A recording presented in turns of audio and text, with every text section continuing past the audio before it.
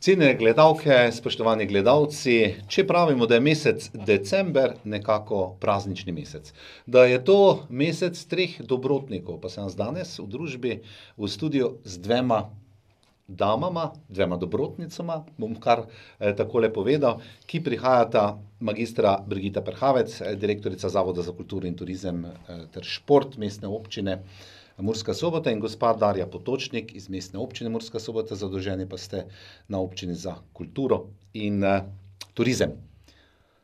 Upam, da sem povedal prav za obe, in danes bo govora seveda o čem drugem kot o dogodkih v Murski Soboti na praznični december. Seveda ni treba posebej povedati našim poslušalkam in poslušalcem, da so vabljeni prav na vse dogodke, ki se bodo dogajali. Bomo, gospa Darja, nekako pričeli z vami. Gre za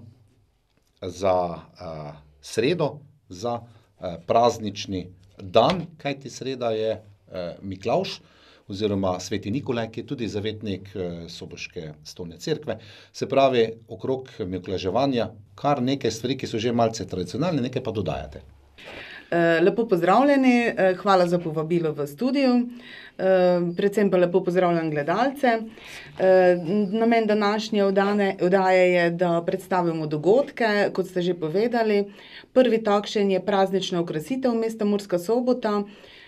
Praznično okrasitev pričenjamo na Mikloševo, torej jutri 6. popoldan, ko se zmrači okrog 5. ure. Bo tale svečani prižig novoletnih prazničnih luči, ki bodo gorele osvetljevale praznično mesto do 6. januarja, torej do Treh kraljev. Povedala bi, da praznična okrasitev zajema vse tisto, kar smo v prejšnjem letu že dobrega naredili. Kot se verjetno gledalci spomnijo, smo v lanskem letu mestno središče obogatili z lampijoni, ki so jih izdelali učenci osnovnih in srednjih šol v Murski Soboti in so krasili Trg zmage. Torej, to letos ostaja, prav tako bo na Trgu zmage postavljena tudi pravljična dežela za najmlajše, otroke. Drugače pa zajema okrasitev mesta mestno središče, torej Slovensko ulico.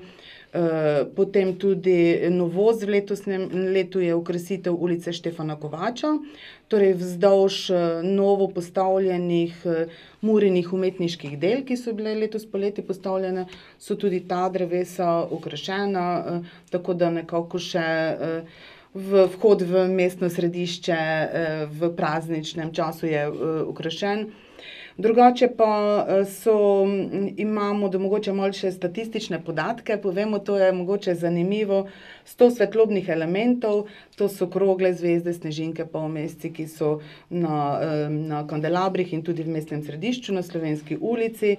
300 svetlobnih vrvi, 300 komadov, skupne dolžine 7000 metrov, torej 7 kilometrov, če vse skupaj seštejemo, z 66.700 lučkami. To je malce igra z številkami.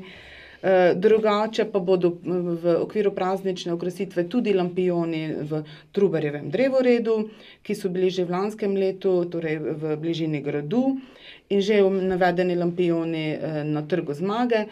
V letošnjem letu je pa tudi novost okrasitev na drevoredu Martina Lutra, torej na lokaciji, ki je v zaključni fazi oziroma ki je zaključena in je tudi zdaj bo to okrašena. No, o tem drevoredu nekaj kasneje. Jaz bi ostal vendarle pri sredi. Miklavževo senje, gospa Brigita, že tradicionalno, ki se ga seveda zelo radi udeležijo, ne samo Sobočanci in Sobočanke, pač pa ves prekmurski in pomurski svet. Ja, Miklavževo senje je v bistvu najpomembnejši sejem v Soboti, zato ker je sveti Nikolaj tudi zavetnik Murske Sobote. In na ta dan je spet ves center mesta zaprt. Na ulicah je postavljeno okrog 400 stojnic, ponudnikov.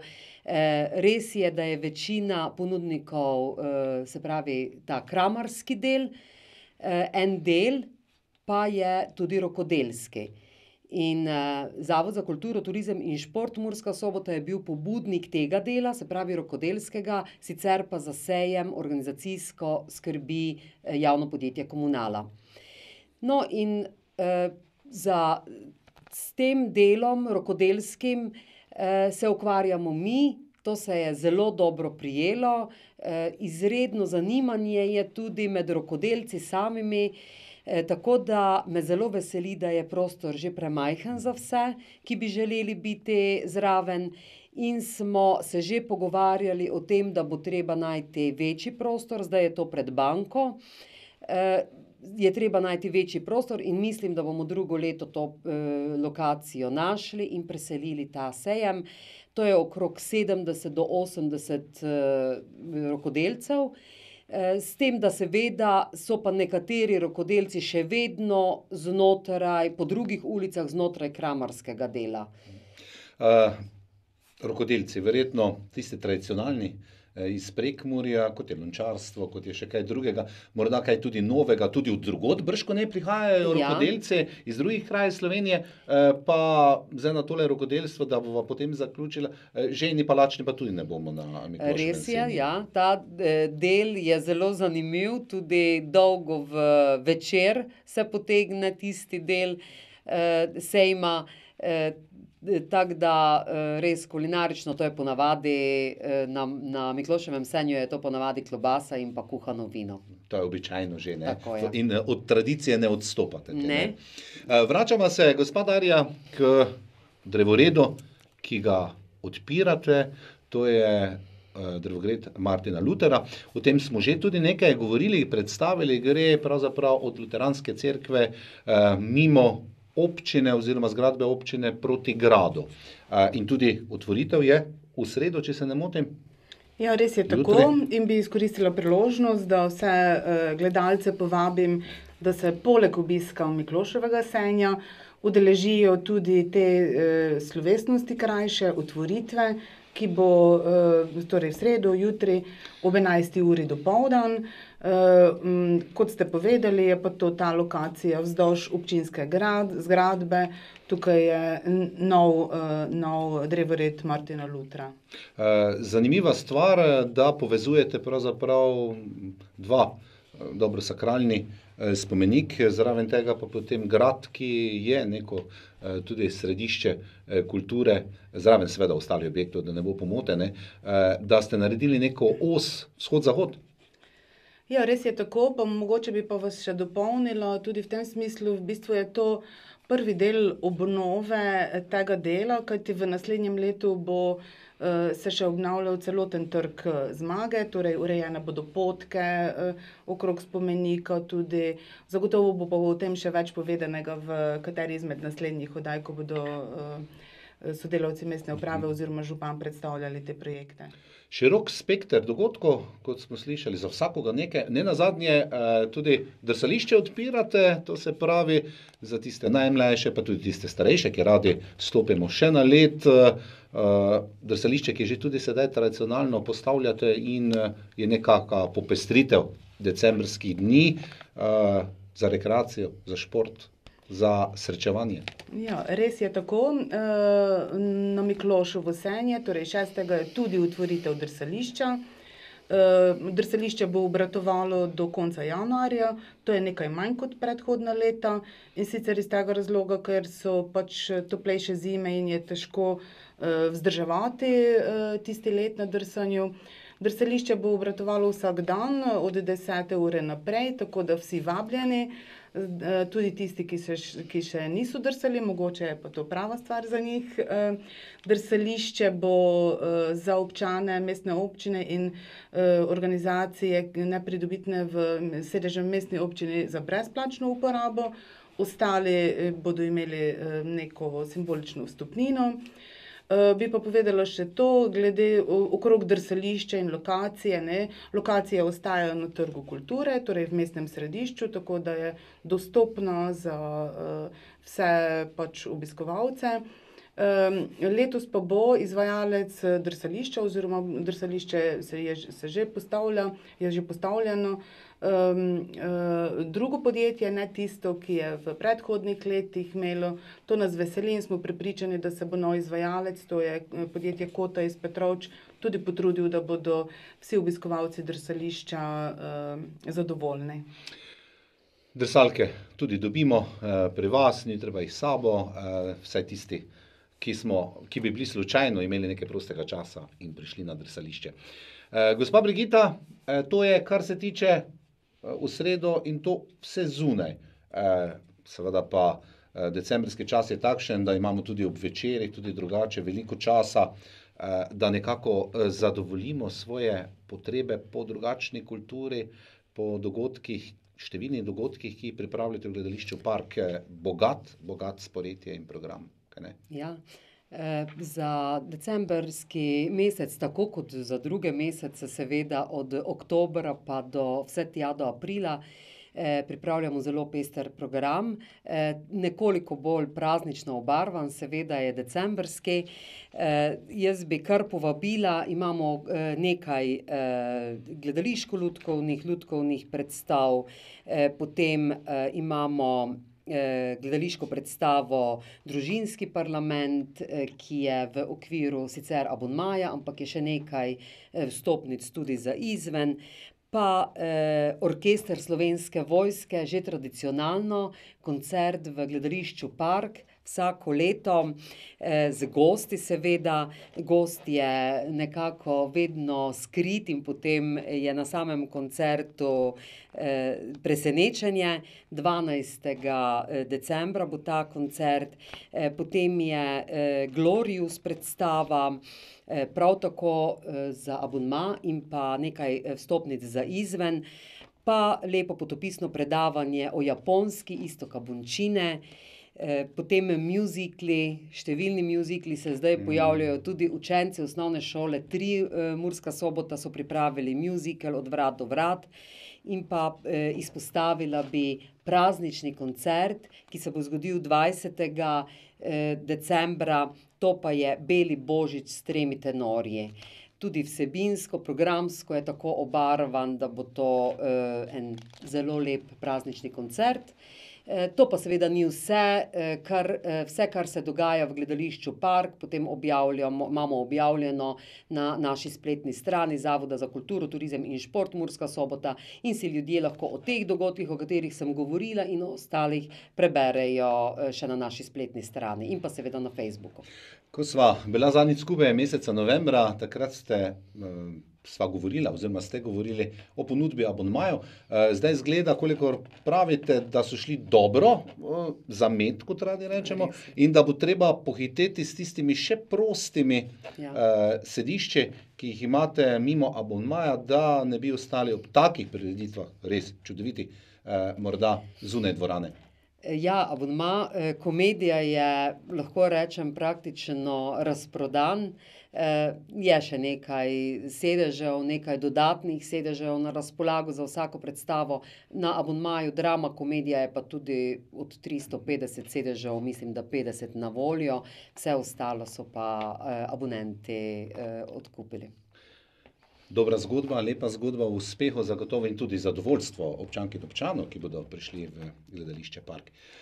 Potem pa tisti osrednji dogodek, december je tako ves v osrednjem praznovanju, 3-dnevni božični sejem, od kdaj do kdaj, in tudi sam se že tega veselim. Ja. No, zdaj že tradicionalni božični sejem, ki ga pripravljamo od srede 20. decembra pa do petka 22. decembra, ko spet zapremo Slovensko ulico za ves promet, od blagovnice do šopinga, postavimo stojnice in hiške, iz katerih diši po prazničnih dobrotah. Potem postavimo oder in na odru pripravljamo program. Program je seveda tako za najmlajše kot za najstarejše, se pravi probamo pač zastaviti program tako, da je zanimiv za vse generacije.